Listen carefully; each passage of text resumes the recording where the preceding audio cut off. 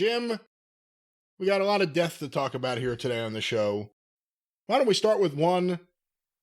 I don't know why I said that so excitingly. Why don't we start with one death? Why don't we start with one breaking as we are going to air? What now? Any thoughts on the death of Donald Sutherland? I did not know about this. It just happened.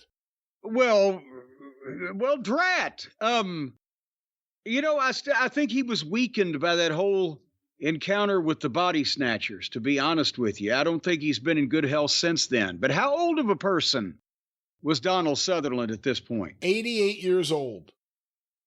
Well, he was in a movie where he was believably in the Army in what was MASH, 1970, 71? 71, 72. So he was in his early 30s even then. Did you ever get into MASH? I never could get into MASH. Maybe it's a generational thing. The movie or the TV show? Both. Well, the movie I kind of liked. It had numerous, entertaining and or scenes that became part of the iconic culture of the early 70s, which you weren't alive for. Silly boy, you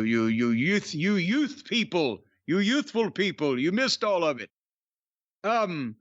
But the TV show, it wore on me after a while. We did. Us youth people, we missed the period where Elliot Gould was a sex symbol. You're right. We missed it. Well, and that whole thing, boy, well, I guess he looks like Ron Jeremy if he went on a strict diet.